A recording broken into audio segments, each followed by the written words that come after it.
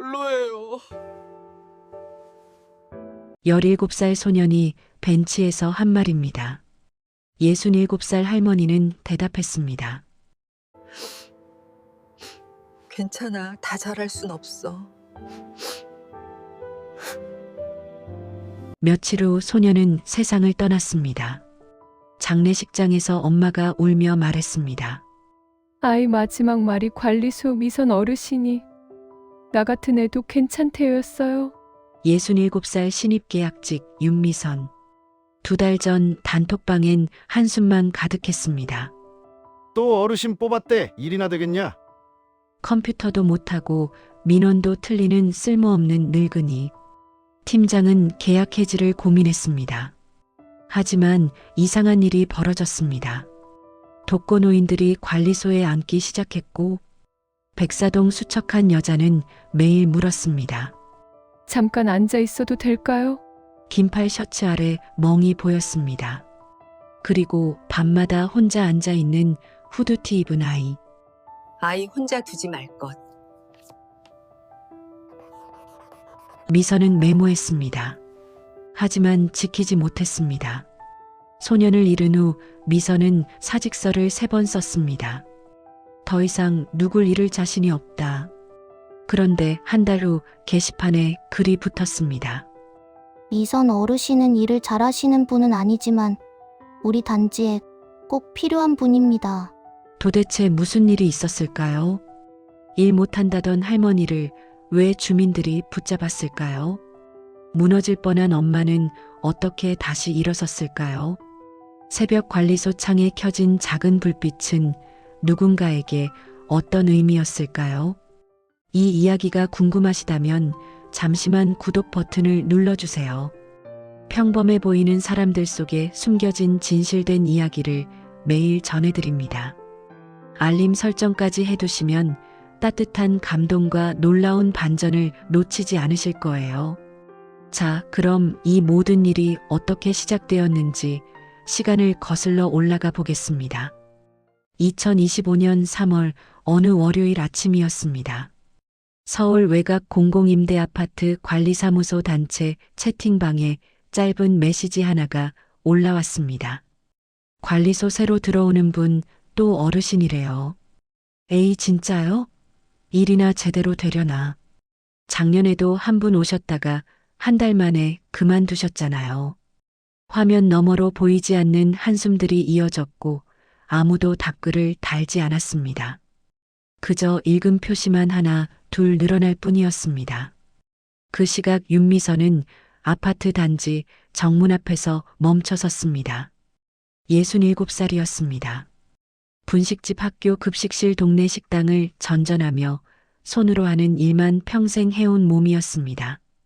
컴퓨터 앞에 앉아본 적도 민원이라는 단어가 정확히 무엇을 뜻하는지도 제대로 알지 못했습니다. 이 나이에 할 수 있을까? 손에 든 작은 메모지에는 관리사무소 1층이라고 큰 글씨로 적혀 있었습니다. 미선은 그 종이를 꼭 쥐고 천천히 발걸음을 옮겼습니다.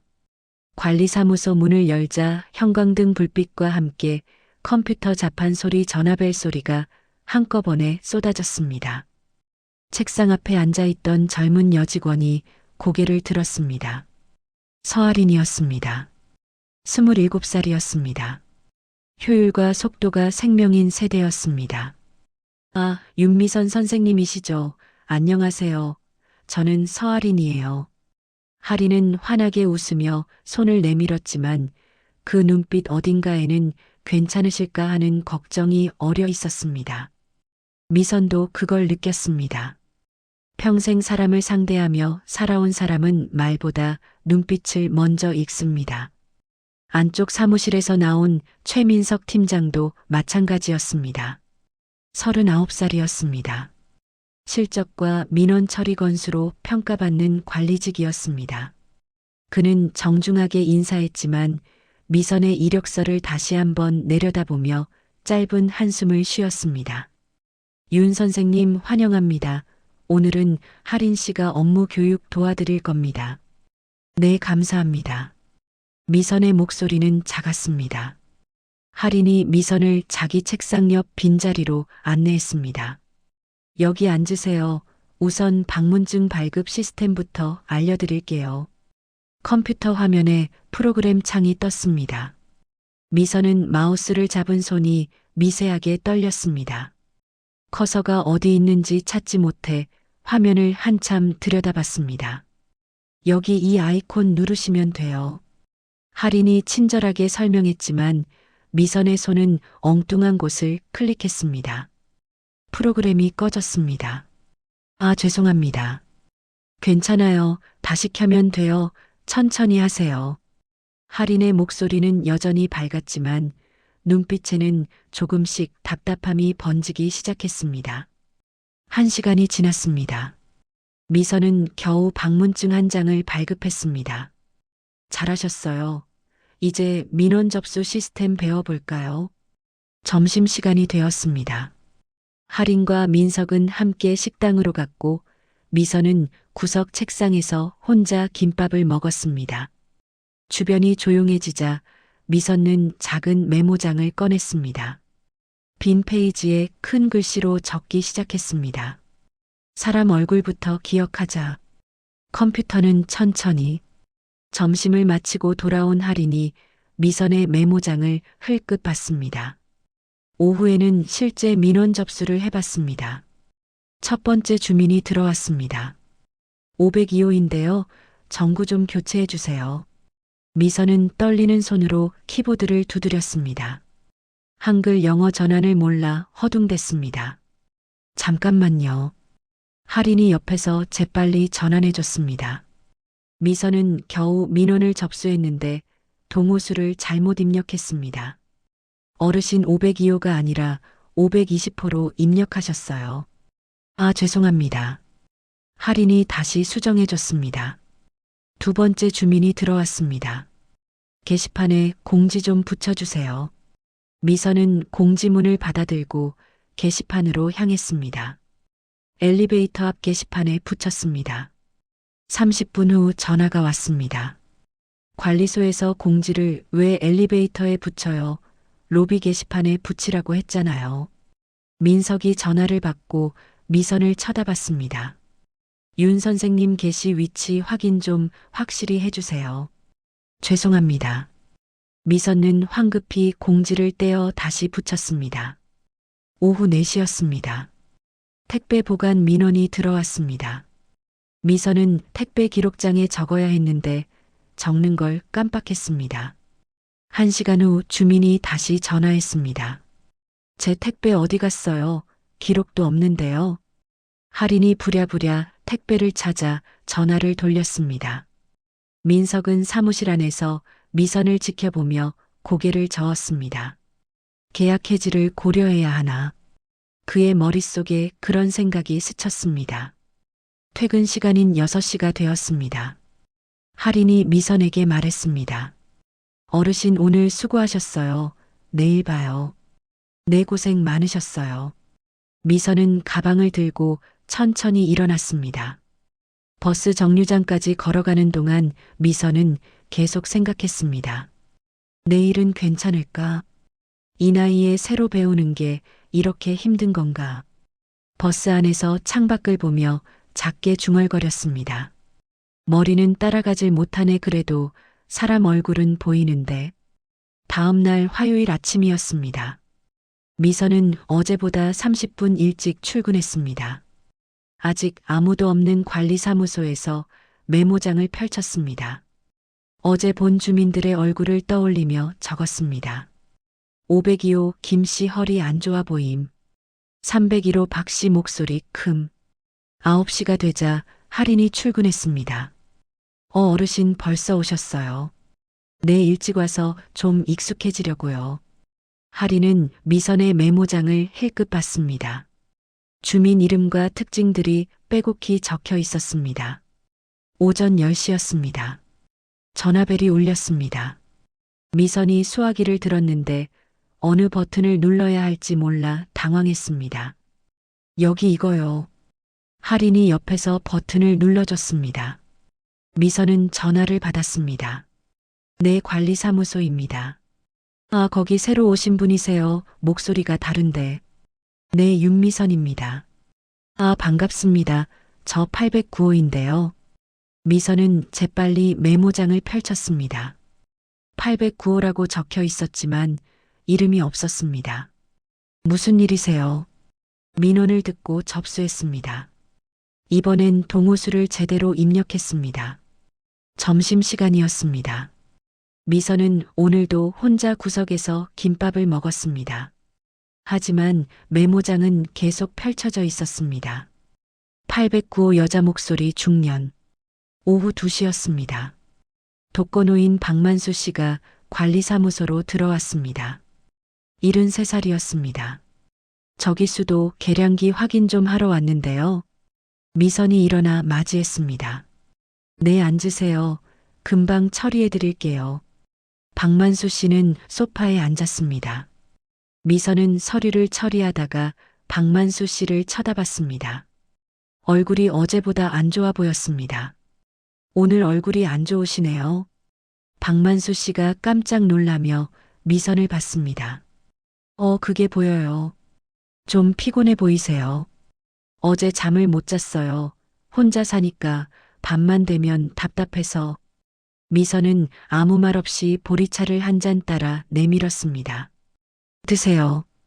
박만수 씨는 차를 받아들고 한참을 앉아 있었습니다.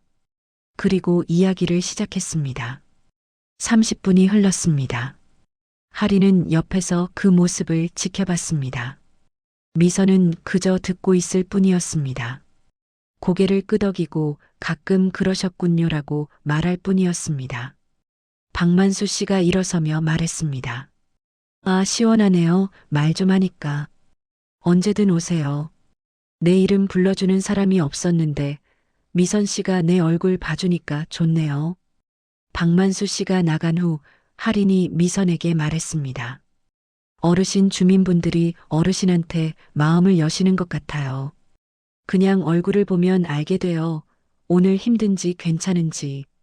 할인은 처음으로 미선을 다르게 보기 시작했습니다. 업무는 서툴지만 뭔가 다른 게 있었습니다. 오후 4시였습니다. 현관문이 열리며 여자가 들어왔습니다. 47살쯤 돼 보이는 수척한 얼굴이었습니다. 긴팔 셔츠를 입고 있었습니다. 저기 백사동인데요. 도어락이 이상해요. 미선이 민원을 접수했습니다. 네, 기사님 보내드릴게요. 여자는 민원을 말하고 나서도 자리에서 일어나지 않았습니다. 잠시 망설이다가 작은 목소리로 물었습니다. 저기 잠깐만 여기 앉아 있어도 될까요? 미선은 그 목소리의 떨림을 놓치지 않았습니다. 네, 앉으세요. 여자는 소파에 앉았습니다. 창밖을 멍하니 바라봤습니다. 미선은 여자의 손목을 힐끗 봤습니다. 긴팔 셔츠 소매 사이로 희미한 멍 자국이 보였습니다. 여자는 15분을 그렇게 앉아 있다가 일어났습니다. 감사합니다. 언제든 오세요. 여자가 나간 후 할인이 미선에게 물었습니다. 저분 누구세요? 백사동 김선영 씨. 미선은 메모장을 펼쳐 적었습니다. 백사동 김선영 손목, 멍 목소리 떨림. 할인은 그 글씨를 보며 뭔가 이상하다는 느낌을 받았습니다. 퇴근 시간이었습니다. 민석이 미선을 불렀습니다. 윤 선생님, 오늘도 수고하셨습니다. 네, 팀장님. 아직 업무가 많이 서투르시지만 주민분들 반응은 좋으신 것 같아요. 최선을 다하겠습니다. 미선은 가방을 들고 관리사무소를 나왔습니다. 집으로 가는 버스 안에서 미선은 메모장을 다시 펼쳤습니다. 사람 얼굴부터 기억하자. 일은 못해도 사람은 놓치지 말자. 그렇게 적혀 있었습니다. 일주일이 지났습니다. 관리사무소 전화벨이 울렸습니다. 미선의 느린 타이핑 소리가 사무실에 울려 퍼졌습니다. 할인이 옆에서 짧은 한숨을 쉬었습니다. 월요일 아침 9시였습니다. 첫 번째 민원 전화가 왔습니다. 미선이 수화기를 들었지만 통화 버튼을 늦게 눌렀습니다. 여보세요, 여보세요. 상대방의 짜증 섞인 목소리가 들렸습니다. 왜 이렇게 안 받아요? 죄송합니다. 바로 처리해 드리겠습니다. 미선은 민원 내용을 받아 적었습니다. 하지만 컴퓨터 입력은 또 느렸습니다. 할인이 옆에서 지켜보며 속으로 생각했습니다. 저희가 다 뒤처리를 해야 하는데. 화요일 오전이었습니다. 단지 게시판에 공지를 붙이는 일이 있었습니다. 미선은 공지문을 들고 로비로 갔습니다. 엘리베이터 앞 게시판에 붙였습니다. 1시간 후 민석의 책상으로 전화가 왔습니다. 팀장님, 공지는 로비 중앙 게시판에 붙이라고 했는데 왜 엘리베이터 앞에 붙였어요? 민석이 미선을 불렀습니다. 윤 선생님 게시 위치 좀 확실히 확인해 주세요. 죄송합니다. 미선은 공지를 떼어 다시 붙이러 갔습니다. 수요일 오후였습니다. 택배 보관 민원이 들어왔습니다. 주민이 택배를 맡기며 말했습니다. 기록 좀 확실히 해주세요. 네, 알겠습니다. 미선은 고개를 끄덕였습니다. 하지만 전화가 와서 정신이 없던 중에 기록을 깜빡했습니다. 저녁 6시였습니다. 택배를 찾으러 온 주민이 화를 냈습니다. 제 택배 어디 갔어요? 기록도 없는데요. 할인이 부랴부랴 창고를 뒤져 택배를 찾았습니다. 주민에게 사과 전화를 돌렸습니다. 민석은 사무실 안에서 미선을 지켜보며 고개를 저었습니다. 서류를 보며 한숨을 쉬었습니다. 계약 해지를 고려해야 하나. 목요일 아침이었습니다. 하지만 변화의 조짐도 보이기 시작했습니다. 미선의 책상 옆 메모장은 점점 두꺼워졌습니다. 200명이 넘는 주민 이름과 특징이 빼곡했습니다.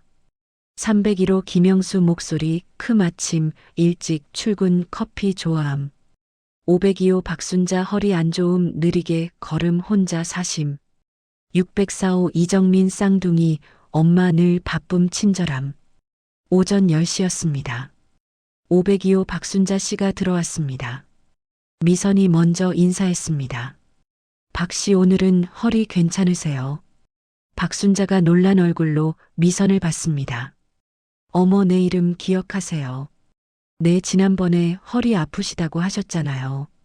세상에 여기 직원이 내 이름을 기억하다니. 박순자는 민원을 처리하고도 한참을 미선과 이야기했습니다. 요즘 혼자 살아서 말할 사람이 없거든요. 미선은 고개를 끄덕이며 들어줬습니다. 오후 2시였습니다. 301호 김영수 씨가 출근길에 들렀습니다. 김 씨 오늘은 일찍 나가시네요. 내 이름도 알아요. 내일 아침 7시에 나가시잖아요. 김영수가 웃으며 말했습니다. 미선 씨 신기하네요. 우리 얼굴을 다 기억하시네. 금요일 오전이었습니다. 독거노인 박만수 할아버지가 또 들어왔습니다. 미선 씨 오늘도 차 한잔 할 수 있을까요? 그러세요, 앉으세요. 미선은 보리차를 따라 내밀었습니다. 박만수 씨는 40분을 앉아 이야기했습니다. 혼자 사는 이야기를, 자식들이 연락 안 하는 이야기를, 밤이 무서운 이야기를. 미선은 그저 듣고 있었습니다. 고개를 끄덕이고 가끔 그러셨군요라고 말했습니다. 박만수 씨가 일어서며 말했습니다. 미선 씨 여기 오면 말할 사람이 있어서 좋아요. 내 이름 불러주는 사람이 없었는데. 할인은 그 모습을 지켜보며 생각했습니다. 업무는 서툴지만 뭔가 다른 게 있었습니다. 점심시간이었습니다. 할인이 미선에게 말했습니다. 어르신 오늘 점심 같이 드실래요? 그럴까요? 3주일이 지났습니다. 4월 첫째 주 목요일 아침이었습니다. 관리사무소 문이 열리며 김선영이 들어왔습니다. 저기 도어락이 또 이상해요 하지만 선영의 눈은 도어락이 아니라 바닥을 보고 있었습니다. 미선이 민원을 접수했습니다. 네, 기사님 보내드릴게요. 선영은 이번 주만 5번째 방문이었습니다. 월요일엔 전구 교체였습니다. 화요일엔 현관 센서 등이었습니다. 수요일엔 수도꼭지 물이 새다고 했습니다. 목요일엔 또 도어락이었습니다. 할인이 민원 접수 기록을 보며 미선에게 작게 말했습니다. 어르신 백사동 이렇게 자주 고장이 날 리가 없는데요. 기사님이 어제 점검하셨는데 또 고장이래요. 민석도 조심스럽게 말했습니다. 과잉 민원일 수 있습니다. 주의 깊게 봐주세요. 미선은 고개를 끄덕였습니다. 하지만 선영을 다르게 보고 있었습니다. 선영은 민원을 말한 후에도 자리에서 일어나지 않았습니다. 늘 같은 질문을 했습니다. 저기 잠깐만 여기 앉아 있어도 될까요? 네, 앉으세요. 선영은 관리소 낡은 소파에 앉았습니다. 창밖을 멍하니 바라봤습니다. 아무 말도 하지 않았습니다. 미선도 말을 걸지 않았습니다. 대신 보리차를 한 잔 따라 내밀었습니다. 선영은 차를 받아들고 한참을 그렇게 앉아 있었습니다. 관리소에는 시계 초침 소리만 들렸습니다. 형광등 희미한 소리, 밖에서 들리는 아이들 뛰어가는 소리. 선영은 그 소리들을 들으며 숨을 쉬었습니다. 30분이 지났습니다. 선영이 처음으로 입을 열었습니다. 여긴 숨 쉬어져요. 미선은 고개를 끄덕였습니다. 집에 있으면 답답해서 벽이 좁아지는 것 같아요. 선영의 목소리는 작았습니다. 떨리고 있었습니다. 미선은 여전히 묻지 않았습니다. 그저 옆 책상에 앉아 서류를 정리했습니다. 함께 있어줄 뿐이었습니다. 선영이 또 말했습니다. 여긴 아무도 안 물어봐 주네요. 왜 맨날 오냐고 뭐가 힘드냐고. 미선이 작게 대답했습니다. 지금은 질문하면 안 되는 때니까요. 의자가 필요한 때지 대답이 필요한 때가 아니에요. 선영이 미선을 쳐다봤습니다. 처음으로 눈이 마주쳤습니다. 선영의 눈에 눈물이 글썽였습니다. 하지만 흘리지는 않았습니다. 금요일 오후였습니다. 민석이 미선을 따로 불렀습니다. 윤 선생님, 백사동 김선영 씨 건 알고 계시죠? 네, 너무 자주 오시는 것 같은데요. 업무 외 상담은 금지입니다. 다 저희가 할 수 있는 건 민원 처리까지예요. 개인 문제까지 관여하면 안 됩니다. 미선은 대답했습니다. 네, 알겠습니다. 하지만 속으로 생각했습니다. 내일 또 오시면 또 차를 내어드릴 것 같았습니다. 월요일 아침이었습니다. 선영이 또 왔습니다. 현관문 소리가 이상해. 우미선이 접수했습니다. 선영은 또 앉았습니다. 이번엔 45분을 앉아 있었습니다. 미선은 옆에서 메모장에 주민 이름을 적었습니다. 두 사람 사이에 말은 없었습니다. 하지만 선영의 숨소리가 조금씩 안정되는 게 느껴졌습니다. 선영이 일어서며 말했습니다. 감사합니다. 언제든 오세요. 선영이 돌아서는 순간이었습니다. 긴팔 셔츠 소매가 살짝 거쳤습니다. 손목에 보라색 멍이 선명했습니다. 목 뒤쪽으로도 희미한 자국이 보였습니다. 할인이 그걸 봤습니다. 선영이 나간 후 할인이 물었습니다. 어르신, 저거. 미선이 고개를 끄덕였습니다. 메모장을 펼쳐 적었습니다. 백사동 김선영 손목 목멍 자주 보임 집에 문제 있음. 화요일 저녁이었습니다. 미선이 청소를 하다가 창밖을 봤습니다. 6시였습니다. 관리소 앞 벤치에 누군가 앉아 있었습니다. 후드티를 입은 아이였습니다. 가방을 꼭 껴안고 있었습니다. 고개를 푹 숙이고 움직이지 않았습니다. 미선은 그 모습을 한참 지켜봤습니다. 청소를 마치고 퇴근할 시간이었습니다. 하지만 미선은 밖으로 나가지 않았습니다. 창문 너머로 아이를 계속 봤습니다. 7시가 되었습니다. 아이는 여전히 앉아 있었습니다. 8시가 되었습니다. 아이가 일어나 천천히 걸어갔습니다. 백사동 방향이었습니다. 수요일 밤이었습니다. 미선이 또 창밖을 봤습니다. 6시 30분이었습니다. 같은 아이가 같은 벤치에 앉아 있었습니다. 같은 자세였습니다. 목요일 밤도 마찬가지였습니다. 금요일 밤도 마찬가지였습니다. 매일 저녁 6시부터 8시까지 아이는 벤치에 앉아 있었습니다. 미선은 메모장에 적었습니다. 벤치 아이 매일 저녁 6시 백사동 방향으로 감. 월요일 오전이었습니다. 선영이 또 왔습니다. 전등 스위치가 안 되어 미선이 접수하며 조심스럽게 물었습니다. 혹시 아드님 계세요? 선영의 얼굴이 굳었습니다. 네, 있어요. 고등학생이에요. 요즘 학교는 잘 다니나요? 선영이 한참을 말하지 않았습니다. 잘 모르겠어요. 말을 안 해서 방에만 있거나 밖에 나가 있거나. 목소리가 떨렸습니다. 미선은 더 이상 묻지 않았습니다. 선영이 소파에 앉았습니다. 1시간을 앉아 있었습니다. 일어서기 전에 작게 말했습니다. 아이도 힘들어해요. 우울증 진단 받았어요. 약 먹고 있어요. 상담도 받는데 말을 잇지 못했습니다. 미선이 선영의 손을 잡았습니다. 힘드시겠어요? 선영의 눈에서 눈물이 떨어졌습니다. 처음으로 우는 모습이었습니다. 제 잘못인 것 같아요. 제가 제대로 된 엄마였으면 아이가 이렇게까지 안 됐을 텐데. 미선은 선영의 손을 꼭 잡아줬습니다. 말은 하지 않았습니다. 무슨 말을 해야 할지 몰랐기 때문입니다. 그날 저녁이었습니다. 미선이 퇴근하며 밖으로 나왔습니다. 벤치에 아이가 앉아 있었습니다. 미선은 천천히 벤치로 걸어갔습니다. 아이 옆에 서서 말했습니다. 춥지? 아이는 고개를 들지 않았습니다. 미선은 그냥 돌아섰습니다. 집으로 가는 버스 안에서 생각했습니다. 저 아이가 선영 씨 아들이구나.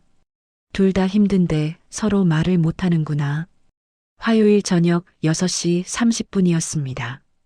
미선이 관리소 청소를 마쳤습니다. 창밖을 보니 아이가 또 벤치에 앉아 있었습니다. 미선은 보리차를 한 컵 따랐습니다. 밖으로 나가 아이에게 건넸습니다. 춥지? 이거 마셔. 아이는 고개를 들지 않았습니다. 후드티로 얼굴을 가리고 있었습니다. 미선은 차를 벤치에 놓고 돌아왔습니다. 관리소 창문 너머로 아이를 지켜봤습니다. 10분이 지났습니다. 아이가 천천히 손을 뻗어 차를 집었습니다. 마시지는 않았습니다. 그냥 손에 쥐고 있었습니다.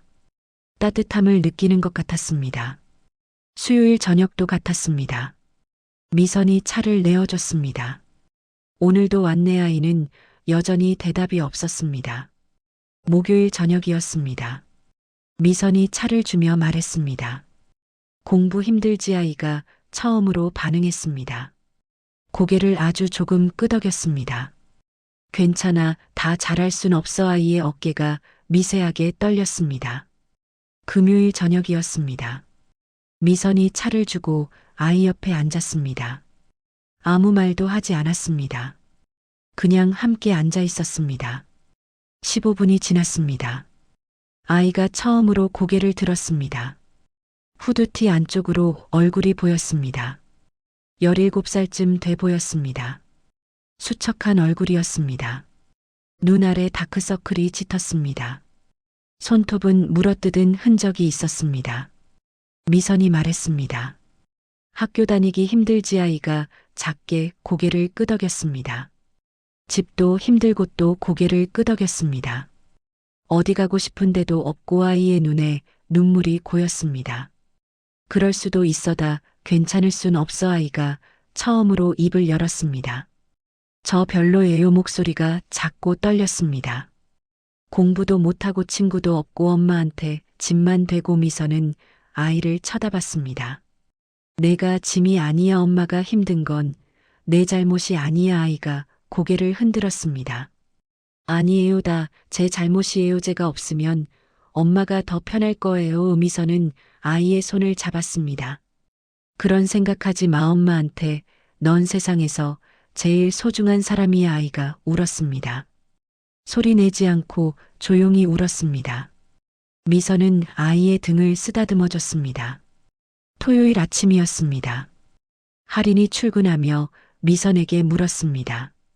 어르신, 어제 저녁에 밖에서 누구랑 있으셨어요? 백사동 아이야. 김선영 씨 아들. 할인이 놀란 표정을 지었습니다. 저 아이가 선영 씨 아들이에요. 매일 저녁 여기 와서 앉아 있어 하리니 걱정스러운 얼굴로 말했습니다. 문제 청소년 아닌가요? 경비 아저씨한테 말씀드려야 하는 거 아니에요? 미선이 고개를 저었습니다.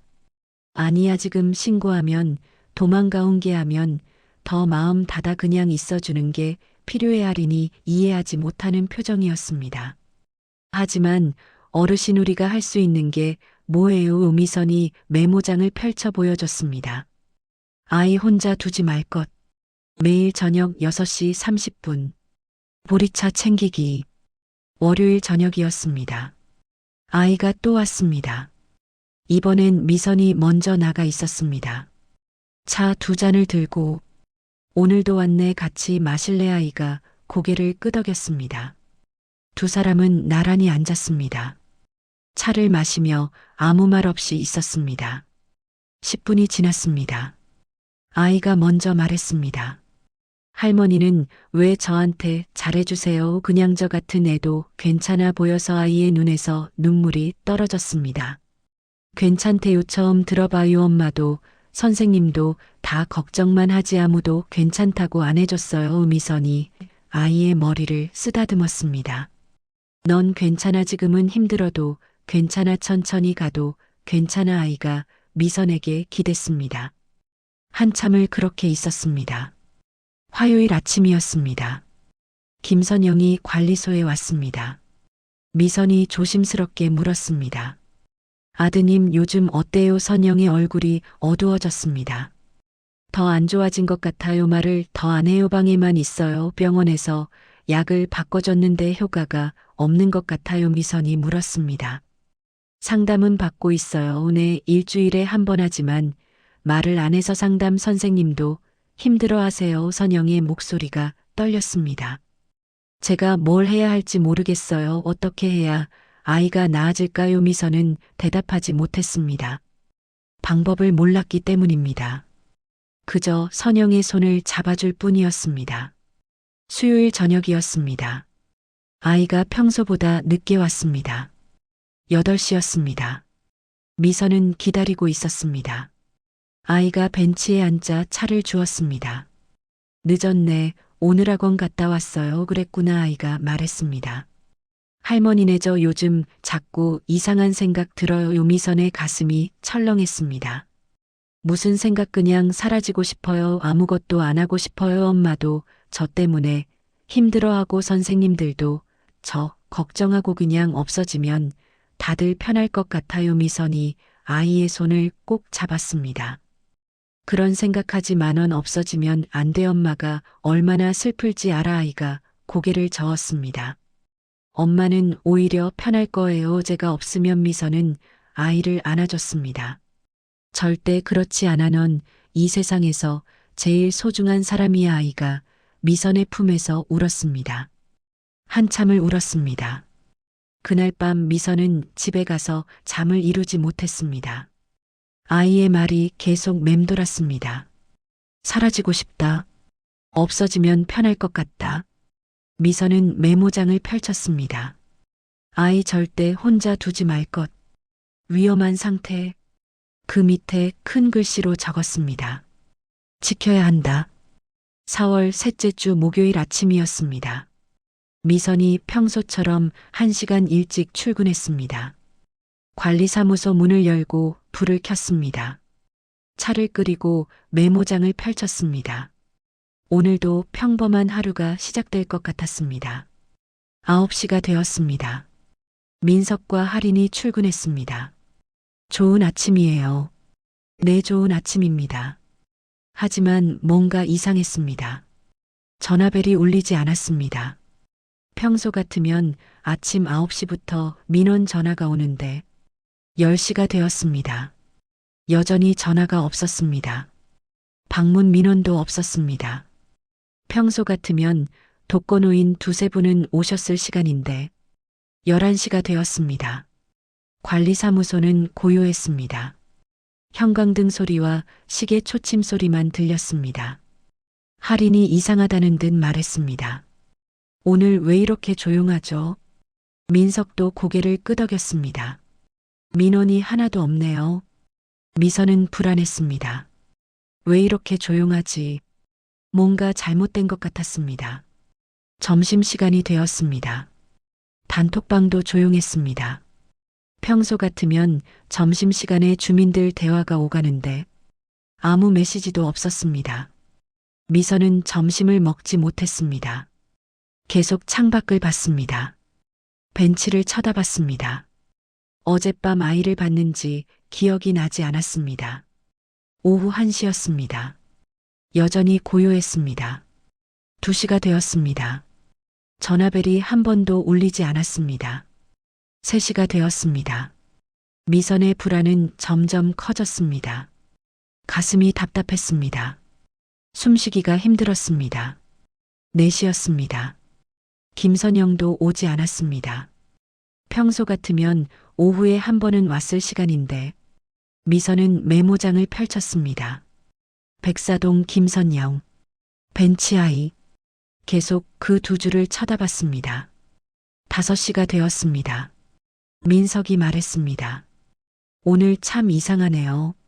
민원이 하나도 없다니. 할인도 고개를 끄덕였습니다. 저도 이렇게 조용한 날은 처음이에요. 6시였습니다. 퇴근 시간이었습니다.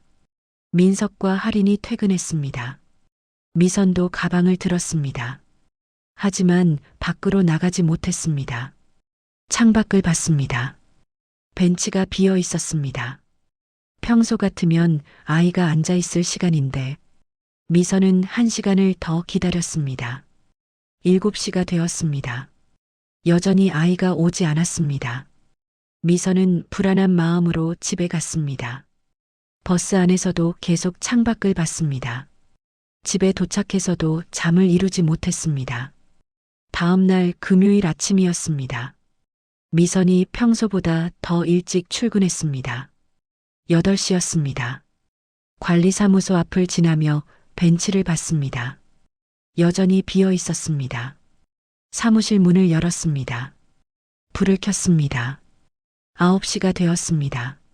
민석이 출근하며 급히 전화를 받았습니다. 얼굴색이 변했습니다. 하얘졌습니다. 손이 떨렸습니다. 네, 알겠습니다. 바로 조치하겠습니다. 전화를 끊었습니다. 미선과 눈이 마주쳤습니다. 민석의 목소리가 떨렸습니다. 백사동에서 사고가. 미선의 가슴이 철렁 내려앉았습니다. 김선영 씨 아드님이. 민석이 말을 잇지 못했습니다. 극단적 선택을 했다고 합니다. 미선의 눈앞이 캄캄해졌습니다. 어젯밤이었다고 합니다. 미선은 주저앉았습니다. 말이 나오지 않았습니다. 할인이 출근했습니다. 민석이 상황을 설명했습니다. 할인의 얼굴도 하얘졌습니다. 어떻게 이런 일이. 민석은 즉시 매뉴얼을 가동했습니다. 유가족 보호 조치를 시작했습니다. 언론 차단 공지를 작성했습니다. 단지 내 소문 확산 방지 안내문을 돌렸습니다. 할인은 눈물을 흘리며 공지문을 작성했습니다. 손이 떨려 타이핑이 제대로 되지 않았습니다. 미선은 화장실로 들어갔습니다. 문을 잠갔습니다. 바닥에 주저앉았습니다. 처음으로 소리내어 울었습니다. 내가 사람 마음 안다고 했는데 왜 몰랐지? 매일 봤잖아. 차도 줬잖아. 왜 막지 못했지? 한참을 울었습니다. 화장실 밖에서 할인의 목소리가 들렸습니다. 어르신 괜찮으세요? 미선은 대답하지 못했습니다. 오전 10시였습니다. 단톡방에 소문이 퍼지기 시작했습니다. 백사동에서 무슨 일 있었대요? 구급차 왔었다는데, 아이가 어떻게 됐다는데, 추측들이 이어졌습니다.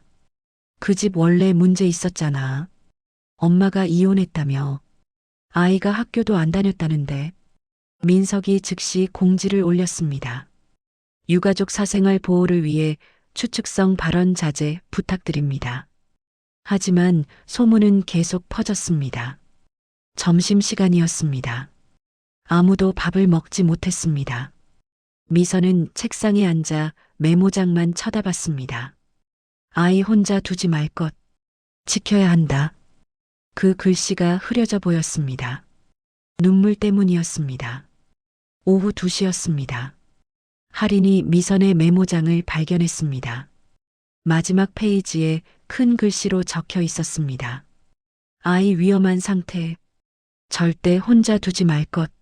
매일 확인. 지켜야 한다. 할인이 떨리는 목소리로 물었습니다. 어르신 알고 계셨던 거예요. 아이가 위험하다는 걸. 미선은 고개를 숙였습니다. 왜 막지 못했어요? 왜 누구한테 말하지 않았어요? 미선은 대답하지 못했습니다. 방법을 몰랐기 때문입니다. 어떻게 해야 할지 몰랐기 때문입니다. 그저 옆에 있어주는 것만으로는 부족했습니다. 오후 5시였습니다. 관리사무소는 여전히 고요했습니다. 전화도 방문도 없었습니다. 단지 전체가 충격에 빠진 것 같았습니다. 미선은 창밖을 봤습니다. 빈 벤치가 보였습니다. 어제 아이가 앉아있던 그 자리가 이제 영영 비어 있을 것 같았습니다. 토요일 아침이었습니다. 미선은 검은 옷을 꺼냈습니다. 입었습니다. 거울을 봤습니다. 벗었습니다. 다시 입었습니다. 또 벗었습니다. 3번을 반복했습니다. 내가 갈 자격이 있을까? 현관문 앞에 섰습니다. 신발을 신었습니다. 벗었습니다. 다시 신었습니다. 문을 열었습니다. 닫았습니다. 결국 밖으로 나가지 못했습니다. 거실 소파에 주저앉았습니다. 한참을 그렇게 앉아 있었습니다. 전화벨이 울렸습니다. 민석이었습니다. 어르신 같이 가요. 혼자 가시면 안 돼요. 할인 씨도 같이 갑니다. 미선은 떨리는 목소리로 대답했습니다. 네. 1시간 후였습니다. 민석과 할인이 미선의 집 앞에서 기다리고 있었습니다. 3사람은 함께 장례식장으로 향했습니다. 차 안은 조용했습니다. 아무도 말하지 않았습니다. 장례식장에 도착했습니다. 입구에서 미선이 멈춰 섰습니다. 어르신 괜찮으세요? 민석이 물었습니다. 미선은 고개를 끄덕였습니다. 하지만 발이 떨어지지 않았습니다. 할인이 미선의 팔을 잡았습니다. 같이 가요. 3사람은 천천히 안으로 들어갔습니다. 국화 냄새가 코를 찔렀습니다. 하얀 국화 화환들이 줄지어 서 있었습니다. 김호호. 17년의 짧은 생. 미선의 발걸음이 무거웠습니다. 빈소 앞에 섰습니다. 영정 사진이 보였습니다. 교복을 입은 증명사진이었습니다. 어색한 미소를 짓고 있었습니다. 미선이 기억하는 벤치의 아이와 같은 얼굴이었습니다. 하지만 사진 속 아이는 웃고 있었습니다. 미선이 본 아이는 한 번도 웃지 않았습니다. 상주석에 김선영이 앉아 있었습니다. 완전히 무너진 모습이었습니다. 눈은 텅 비어 있었습니다. 눈물도 마른 듯 했습니다. 조문객들의 인사에도 반응이 없었습니다. 그저 멍하니 앉아 있을 뿐이었습니다. 미선이 앞으로 나갔습니다. 향을 집었습니다. 손이 너무 떨렸습니다. 향이 꺾였습니다. 민석이 옆에서 다시 향을 피워줬습니다. 같이 올리시죠. 2사람이 함께 분향했습니다. 미선이 영정 앞에 섰습니다. 아이의 얼굴을 한참 쳐다봤습니다. 미안해. 지켜주지 못해서. 속으로 계속 사과했습니다. 절을 올렸습니다. 일어서는데 다리에 힘이 풀렸습니다. 할인이 부축했습니다. 선영에게로 갔습니다. 선영이 미선을 봤습니다. 처음으로 눈에 초점이 생겼습니다. 미선 어르신. 선영이 일어났습니다. 미선의 손을 붙잡았습니다. 그 순간 무너졌습니다. 눈물도 마른 듯한 얼굴에서 다시 눈물이 쏟아졌습니다. 어르신. 선영의 목소리가 떨렸습니다. 아이가 말을 잇지 못했습니다. 마지막으로 한 말이요. 긴 침묵이 흘렀습니다. 주변 사람들도 멈춰 섰습니다. 관리소 미선 어르신이 선영의 목소리는 간신히 나왔습니다. 나 같은 애도 괜찮대요라고. 그게 마지막이었어요. 미선의 눈에서 눈물이 떨어졌습니다. 아이가 학교에서 돌아와서 처음으로 웃으며 말했어요. 오늘 관리소 할머니 만났는데 나 같은 애도 괜찮대요. 그게 마지막 말이었어요. 선영이 미선에게 안겼습니다. 왜 그 말이 마지막이 됐을까요? 왜 다음날 이렇게 됐을까요? 왜 괜찮다는 말을 더 못 들었을까요? 미선도 눈물을 흘렸습니다. 두 사람은 한참을 그렇게 울었습니다. 67살 노인의 주름진 손과 47살 어머니의 떨리는 어깨가 겹쳤습니다. 주변 조문객들도 함께 눈물을 흘렸습니다. 지키진 못했구나. 미선은 생각했습니다. 하지만 혼자는 아니었다는 걸 알려줬구나. 마지막 순간에 괜찮다는 말을 들었구나. 그게 위로가 될 수 있을까? 아니, 위로가 되면 안 되는 거 아닐까? 아이는 이제 없는데. 미선은 자책했습니다. 선영이 조금 진정한 후 말했습니다. 어르신이 아이한테 해주신 말이 아이 인생에서 처음 들은 괜찮다는 말이었대요. 학교 선생님도 친구도 저도 다 걱정만 했지 괜찮다고 안 했대요. 아이가 그렇게 말했어요. 할머니는 나한테 괜찮다고 했어. 처음으로. 미선은 말없이 울었습니다. 분향소 옆에 놓인 작은 탁자. 그 위에 아이의 물건들이 있었습니다. 학생증, 필통, 교과서, 그리고 작은 메모지 하나. 미선이 그걸 봤습니다. 메모지에는 아이의 글씨로 적혀 있었습니다. 관리소 할머니 괜찮대. 나도 괜찮을 수 있을까? 미선의 가슴이 찢어지는 것 같았습니다. 장례식을 마치고 나오는 길이었습니다. 선영이 미선의 팔을 붙잡았습니다. 떨리는 목소리로 물었습니다. 어르신, 저 이제 어떻게 살아야 해요? 아이 없이 전 어떻게 살죠? 매일 아침 일어나면 아이 방문을 봐요. 열어볼 용기가 안 나요. 아이가 없다는 게 믿기지 않아요. 정말 살 수 있을까요? 미선은 대답할 수 없었습니다. 자신도 모르기 때문이었습니다. 어떻게 살아야 하는지, 어떻게 이 슬픔을 견뎌야 하는지. 하지만 선영의 손은 놓지 않았습니다. 꼭 잡아줬습니다. 모르겠어요. 하지만 혼자는 아니에요. 제가 옆에 있을게요. 선영이 미선의 손을 꼭 쥐었습니다. 감사해요. 어르신이 아니었으면 전 진작에 말을 마치지 못했습니다. 미선은 선영을 안아줬습니다. 지금은 그런 생각하지 마요. 오늘 하루만 견뎌요. 내일은 내일 생각하고. 두 사람은 한참을 그렇게 서 있었습니다. 장례식장 밖 주차장에서 봄바람이 불었습니다. 하지만 두 사람에게는 겨울처럼 차가웠습니다. 일요일 아침이었습니다. 미선은 책상 앞에 앉아 사직서를 썼습니다. 일신상의 사유로 퇴사하고자 합니다. 떨리는 손글씨였습니다. 다 쓰고 나서 구겨버렸습니다. 다시 새 종이를 꺼냈습니다. 또 썼습니다. 또 구겨버렸습니다. 세 번째 종이를 꺼냈습니다. 이번에도 같은 내용을 썼습니다. 손이 떨려 글씨가 삐뚤빼뚤했습니다. 이 나이에 더 이상 누굴 잃을 자신이 없다. 내가 뭘 안다고. 사람 마음을 본다고 했는데 정작 가장 위험한 아이를 지키지 못했는데. 미선은 사직서를 가방에 넣었습니다. 밤새 잠을 이루지 못했습니다. 아이의 얼굴이 계속 떠올랐습니다. 벤치에 앉아있던 모습, 차를 받아들던 작은 손, 저 별로예요 라고 말하던 떨리는 목소리, 모두 생생했습니다. 월요일 아침이었습니다. 미선은 평소보다 늦게 출근했습니다. 사직서가 든 가방이 무거웠습니다. 관리사무소 문을 열었습니다. 민석과 할인이 이미 와 있었습니다. 어르신 안녕하세요. 할인이 조심스럽게 인사했습니다.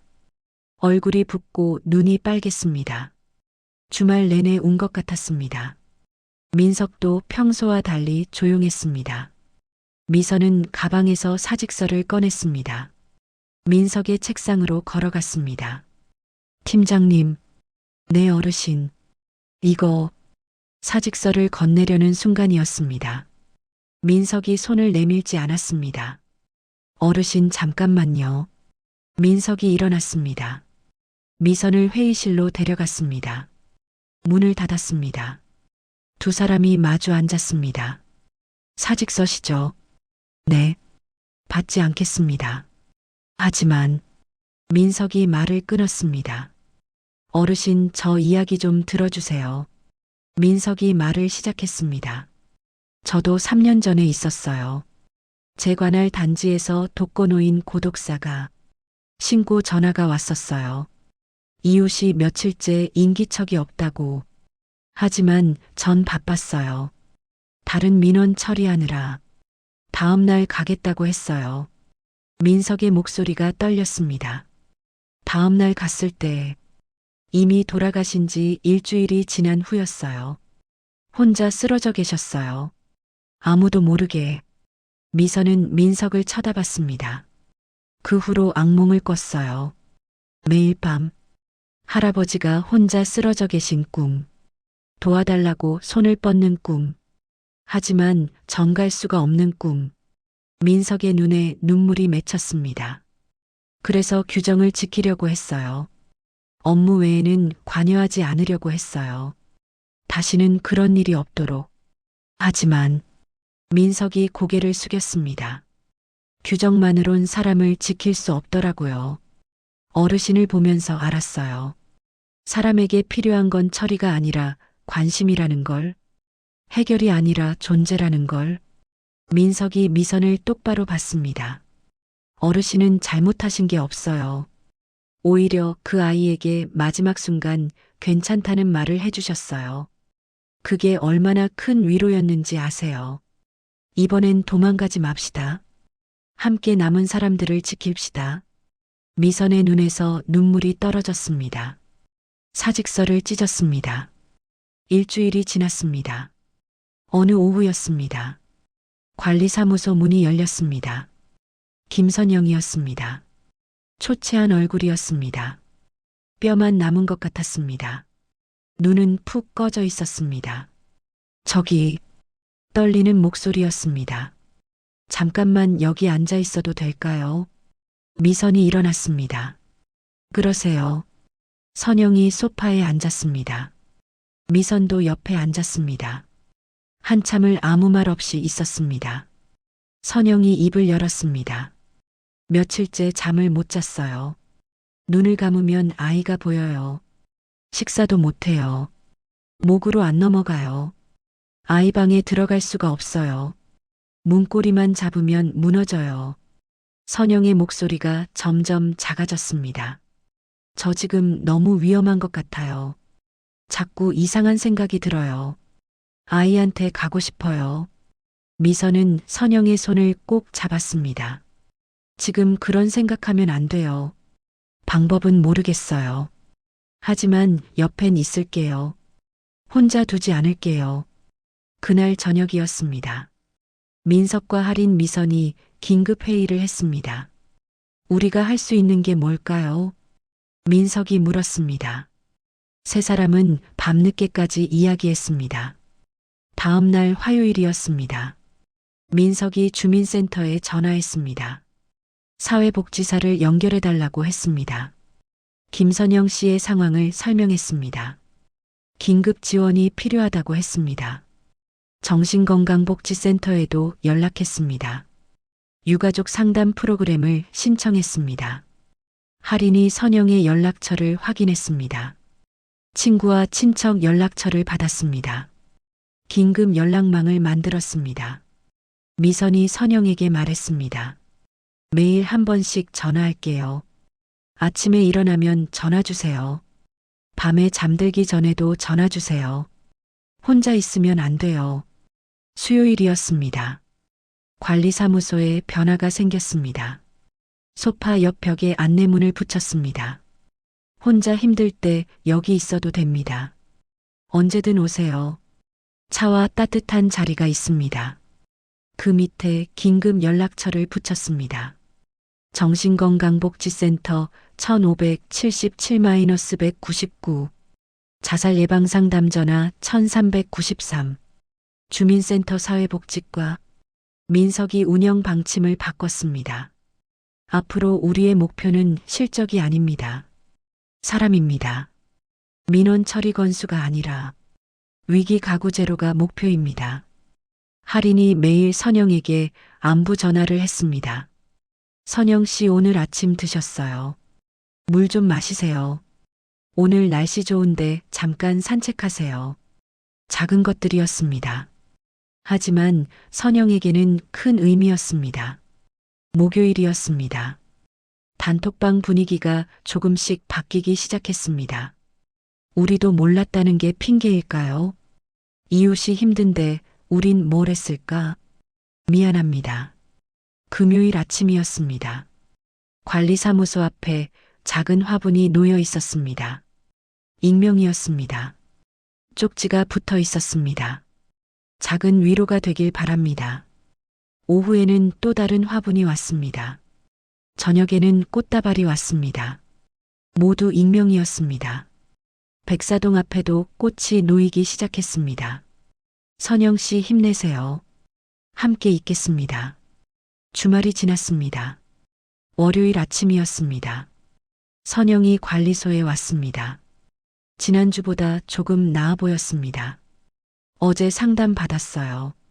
복지센터에서 오셨어요. 처음엔 말이 안 나왔는데 조금씩 하게 되더라고요. 미선이 차를 내밀었습니다. 잘하셨어요. 2주일이 지났습니다. 선영이 또 왔습니다. 오늘 아이방 문을 열었어요. 들어가진 못했지만 문은 열었어요.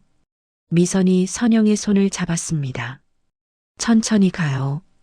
급하게 안 해도 돼요. 3주일이 지났습니다. 선영의 얼굴에 조금씩 색이 돌아왔습니다. 전 살아야 할 것 같아요. 아이가 마지막에 괜찮다고 들었으니까 제가 괜찮아야 아이도 안심할 것 같아서 아이 목까지 살아야 할 것 같아요. 미선은 깨달았습니다. 다 구할 순 없었어. 하지만 함께 있을 순 있어. 혼자 두지 않을 순 있어. 그게 어른이 할 일이구나. 한 달이 지났습니다. 어느 날 아침이었습니다. 단지 게시판에 글이 하나 붙었습니다. 익명이었습니다. 미선 어르신께. 어르신은 일을 잘하시는 분은 아니십니다. 컴퓨터도 느리시고 실수도 하십니다. 하지만 우리 단지에 꼭 필요한 분입니다. 어르신이 계셔서 우리가 위로받습니다. 어르신이 계셔서 우리가 따뜻합니다. 부디 오래오래 함께 해주세요. 백사동부터 809동 주민 1동. 미선은 그 글을 보고 처음으로 웃었습니다. 아이를 잃은 후 처음으로 쓸모없는 노인이 아니구나. 누군가에게 필요한 어른이구나. 2025년 5월이었습니다.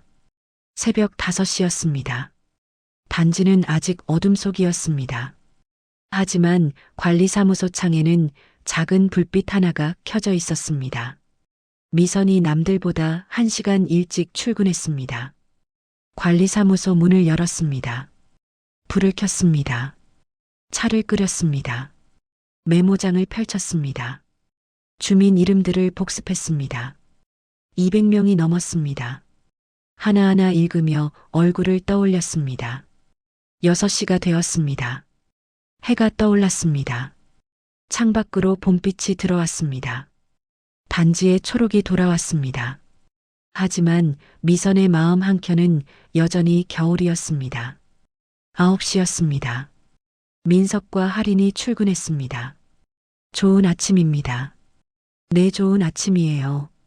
첫 번째 민원 전화가 왔습니다. 미선이 받았습니다. 여전히 컴퓨터는 느렸습니다. 타이핑도 서툴렀습니다. 실수도 있었습니다.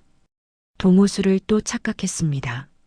하지만 당황하지 않았습니다. 천천히 다시 고쳤습니다. 10시였습니다. 박만수 할아버지가 들어왔습니다. 미선 씨 오늘도 차 한잔 할까요? 그러세요. 미선이 보리차를 따라 내밀었습니다.